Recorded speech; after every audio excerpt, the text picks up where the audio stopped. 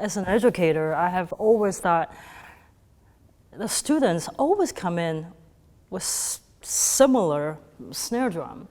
And I was wondering why that is. Is it because, oh, so-and-so has it, so I should have one too? But we're musicians. We're always looking for the sound differences, the different colors in our sound building and our music making. So I guess I was getting a little tired of the same sound and the color. So in consultation with Majestic, we explored with the idea of how about a series of drums, like snare drums, so we can have a lot to choose from. Different colors, different material, different depth for different music making and for different musical needs. And that was happening just before pandemic. So during the pandemic, I basically dropped 2 drums and said, I'm having a little bit of trouble tuning those drums, just a little bit of trouble. I said, do you want to check them out? And of course, for those people who know you, you are known to be curious and always pursuing for the sound, the perfect sound for that very moment. And you're the perfect person to talk to about finding the sounds and developing the sounds and colors for our music making. And you graciously accepted the challenge. Well, you say something interesting there, and that you showed up and you said, drums not quite, I can't. That's very normal. I think people need to understand is that when something's new, or you may not be completely clear what you want to do with it, and it's the partnership or having somebody else listen or play with it is important, and allowing there some time for heads to settle and snares to be, you need to live with it a little bit. I still start with flip the snares off. Let me see how I feel when I'm playing that. Let's see how it's responding in that. And then, so that you start to notice when I put the snares on, how much changed about the feel of that. That tension and what the snares do on that has a lot to do with whether I'm going to go with, I really need a hybrid, or I need, a single set of snares is really going to keep this drum singing. Keep it singing.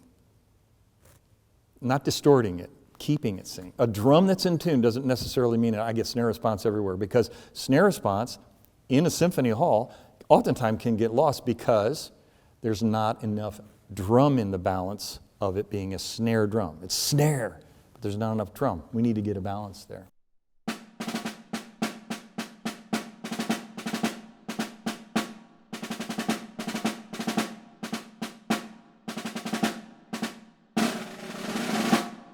It's as if we really should start a new movement for developing ears for tuning to the sound that we're making. I think, especially being a percussionist, I wonder what it would sound like if I bow this. Or I wonder what it would sound like if I play here. I wonder what it would sound like if I just turn this a little bit. What it would sound like if I use a different snare. I mean, it's endless. We're talking about the drum as an accompanying instrument, as being in an ensemble.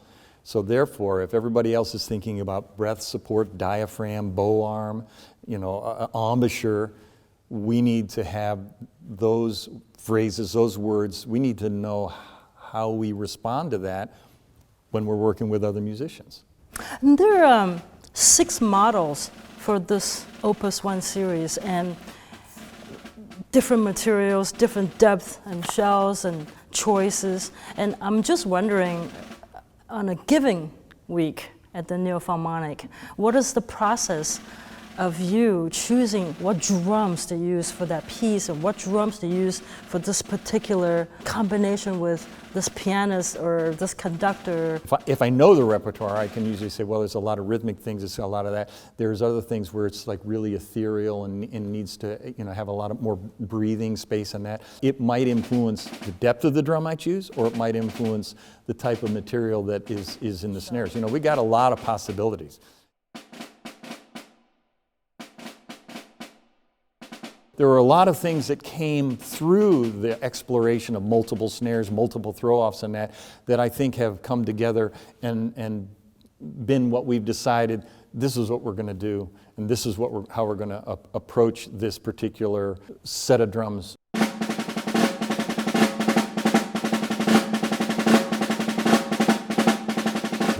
each drum has a different hybrid arrangement on it.